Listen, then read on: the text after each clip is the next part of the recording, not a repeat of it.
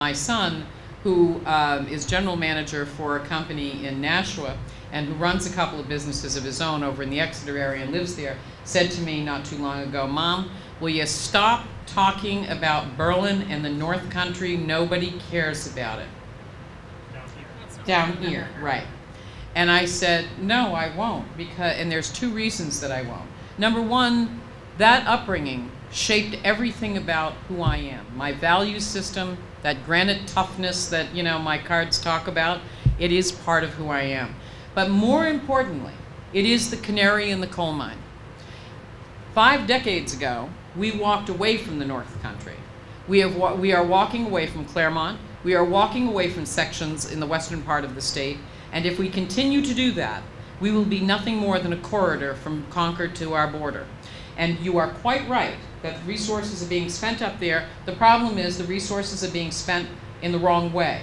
If we had invested where we should have, when we should have, it would have been a very different story, and there is still time to do that today.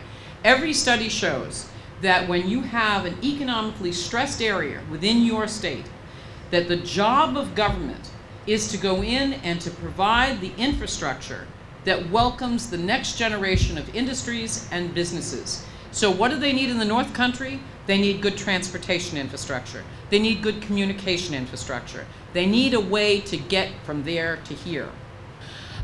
First of all, in terms of my attitude toward gambling, I don't have any particular angst against it. It's what I have said as I've moved around the state.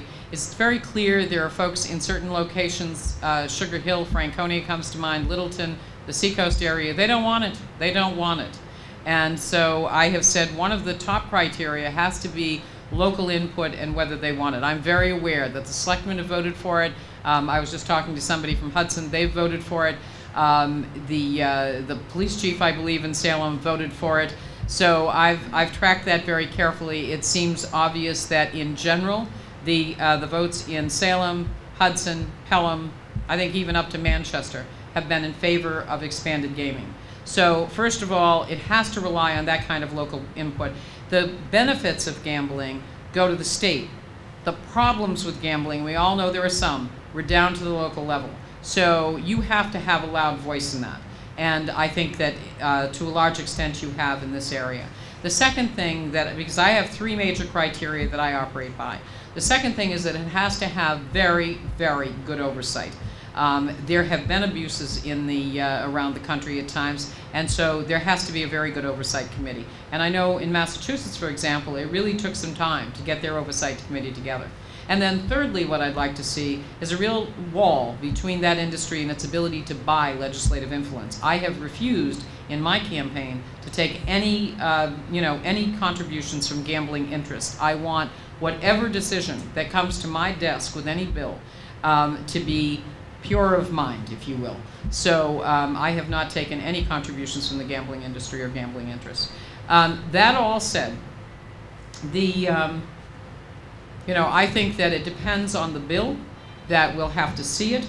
The decision is really in the hands of the legislature, and a governor really only has the opportunity to say yay, nay, or I'll let it go without my signature. But it would have to meet those 3 litmus tests before I could support anything like that.